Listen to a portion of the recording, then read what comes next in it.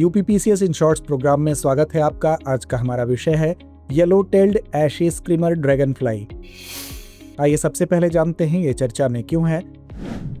हालिया खबरों के अनुसार दिल्ली में ड्रैगन फ्लाई और डैम सेल्फली की संख्या में 54% की वृद्धि दर्ज की गई है, जो जलीय पारिस्थितिक तंत्र के स्वास्थ्य का संकेत है। 3 दिवसीय सर्वेक्षण 25 से 27 सितंबर में 7 डीडीए जैव विविधता पार्कों में विभिन्न स्थानों पर प्रजातियों की संख्या में वृद्धि और नई प्रजातियों की खोज का खुलासा हुआ।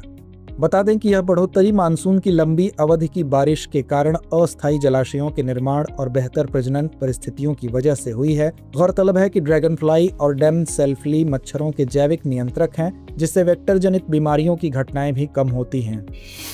आइए अब जानते हैं yellow tailed ashy screamer dragonfly के बारे में। इसका वैज्ञानिक नाम पोटामार्चा कॉन्जेनर है।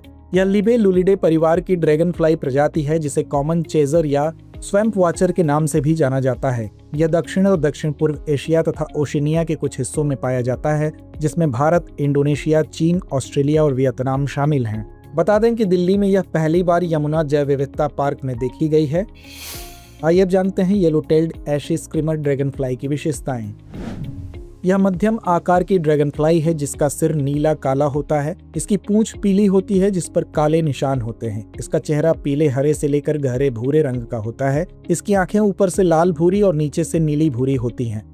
बता दें कि नर पर पीले रंग का पाउडर जैसा आवरण होता है, जो पेट और ऊपरी शरीर को ढकता है। वहीं मादा के पार्श्व भाग पर पीली और काली धारियां होती हैं और पेट काला होता है, जिस पर हल्के नारंगी निशान होते हैं। IUCN रेड लिस्ट में इसे सबसे कम चिंताजनक यानी कि लीस्ट कंसर्न श्रेणी में वर्गीकृत किया गया है। तो आइए अंत में नोट करते हैं आज का अभ्यास प्रश्न। दिल्ली में हाल ही में ड्रैगन फ्लाई और डैम सेल फ्लाई की संख्या में वृद्धि के संदर्भ में निम्नलिखित कथनों पर विचार कीजिए। पहला, दिल्ली में ड्रैगन फ्लाई और डैम सेल फ्लाई की संख्या में 54% वृद्धि दर्ज की गई है। दूसरा, यह वृद्धि जलीय पारिस्थितिक तंत्र के स्वास्थ्य और बहाली का संकेत है। उपर्युक्त में से कौन सा या से कथन सही है या हैं? विकल्प ए केवल 1, विकल्प बी केवल 2, विकल्प सी 1 और 2 दोनों, या विकल्प डी ना तो 1 ना ही 2। तो इस प्रश्न का जवाब कमेंट बॉक्स में देना ना भूलें। धन्यवाद।